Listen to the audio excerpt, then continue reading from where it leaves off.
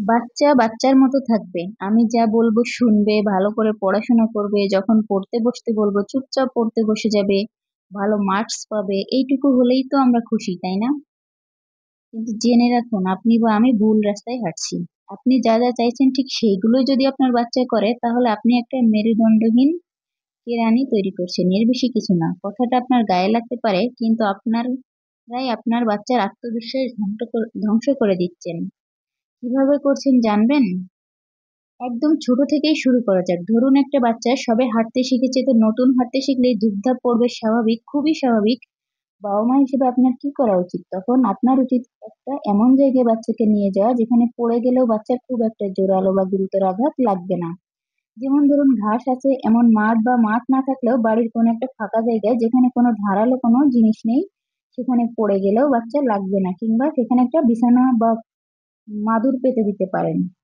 বাচ্চা এরকম জায়গায় নিজে থেকে হামাগুড়ি দেবে, তারপর একদিন হামাগুড়ি দিতে দিতেই সোজা হয়ে দাঁড়িয়ে পড়বে, তারপর ধরম করে সামনে বা পিছনের দিকে উল্টে যাবে, আবার উঠবে, পড়বে, এরকম করতে করতেই সে এক পা দুই পা এগিয়ে যাবে।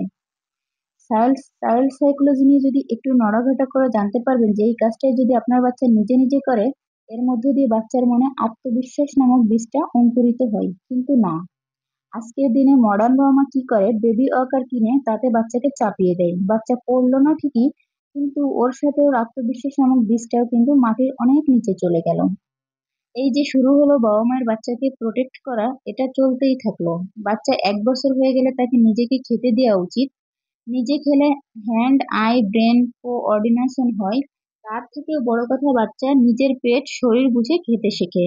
কিন্তু না, কিছু মা নিজের বাচ্চাকে 4-5 বছর অব্দিও নিজে থেকে খেতে দিতে নারাজ। সেই মেখে চটকে খেলে ছেলের মুখে গুজে দেবে। বাচ্চা নিজের শরীরটাকেই বুঝতে শিখবে না। একটা সহজ কথা মাথায় ঢুকিয়ে রাখুন, দুনিয়ায় এমন কোনো প্রাণী নেই যার খিদে পেয়েছে, সামনে খাবার আছে তাও খাচ্ছে না। বাচ্চার সামনে খাবার রেখে চলে যান, খিদে পেলে ঠিকই খাবে। সকালে না খেলে বিকেলে পেট চুইচুই করলে বিকেলে খাবে, বিকেলে না খেলে রাত্রে ঠিকই খাবে। একদিন আপনার বাচ্চাকে এটা করে দেখুন, সারা বছরের ওই খাবার নিয়ে অশান্তি আপনার চলে যাবে। তারপর এটা করবি না, ওটা করবি না, সারাদিন ধরে বাচ্চার পেছনে টিকটিক টিকটিক করে চিৎকার করার কোনো প্রয়োজন নেই।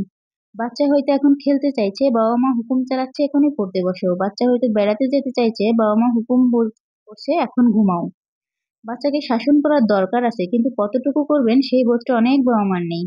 যখন শাসনের দরকার তখন চুপ করে আছে, যখন শাসন করার দরকার নেই তখন চটাস করে ধরিয়ে একটা পিটন দিচ্ছে। বাচ্চা পুরোপুরো কনফিউজড। বাচ্চার ভালো মন্দ জ্ঞান, উচিত অনুচিত এর জ্ঞান কিন্তু আপনার শাসন করার ধরন থেকেই আসবে। যেমন ধরুন একদিন বাচ্চার পড়তে মন নাই হতে পারে, পড়তে বসলো না, দিলেন চটাস করে লাগিয়ে। এদিকে বাচ্চা স্কুল থেকে এসে নোংরা জামা কাপড় মেঝেতে ছুঁড়ে ফেলে রাখছে, কোনো শাসন নেই। বাচ্চা ভেবে নিচ্ছে নোংরা জামা কাপড় মেঝেতে ছুঁড়ে ফেলাটা এমন কোনো অপরাধ না।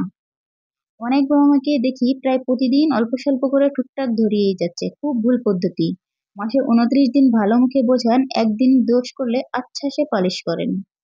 রোজ মারলে বাচ্চা রেকলেস হয়ে যাবে, এরকম অনেক বাচ্চাকে হতে দেখেছি। মারুন কম, কিন্তু যেদিন মারবেন সেদিনের শাসনটা যেন অন্তত 3 মাস বাচ্চার মনে থাকে।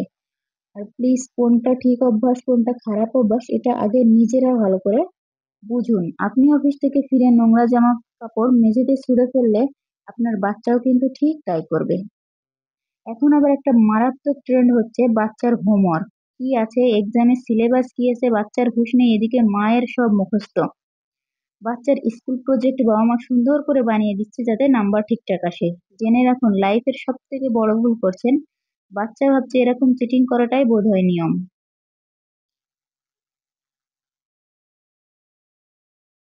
রেসপন্সিবিলিটি নিতে না শেখাটা আজকের দিনে প্রায় মহামারীর মতো হয়ে গেছে। আপনার বাচ্চাকে রেসপন্সিবিলিটি নিতে শেখালে, বা এর থেকে বলা ভালো, যে রেসপন্সিবিলিটি নিতে না দিলে এরা কোনোদিনই রেসপন্সিবল হবে না। মিলিয়ে নেবেন, বুড়ো বাপ মায়ের রেসপন্সিবিলিটিও এরা নেবে না।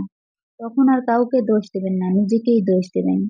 আসলে শিক্ষা জিনিসটাকেই আমরা বড্ড সংকীর্ণভাবে নিয়ে নিয়েছি, শুধু কয়েকটা সাবজেক্ট পড়ে পরীক্ষায় ভালো নাম্বার পাওয়াটাকেই শিক্ষা বলে ধরে নিয়েছি। অথচ আত্মবিশ্বাস, দায়িত্ব নিতে ভয় না পাওয়া, অসহায়কে যতটা পারা যায় সাহায্য করা, এগুলো কিন্তু শিক্ষার অঙ্গ। শুধু বই পড়া শিক্ষা হাত পা মুন্ডুবিহীন স্কন্ধ কাটার মতো। আসল রূপটা সেদিন উপলব্ধি করবেন বা চোখের সামনে দেখবেন, সত্যি ভয় পেয়ে যাবেন। কিন্তু সেদিন আর কিছু করার থাকবে না। আমরা যখন বড় হয়েছি আমাদের সত্যি সেভাবে দেখার কেউ ছিল না, অনেকটাই স্বাধীনতা পেয়েছিলাম, সারাদিন আমাদের পেছনে কেউ টিকটিক করে বেড়াতো না। আজকের দিনের বাচ্চারা সত্যি খাঁচাই বন্দি, পাখির মতো, এদের কোনো স্বাধীনতা নেই।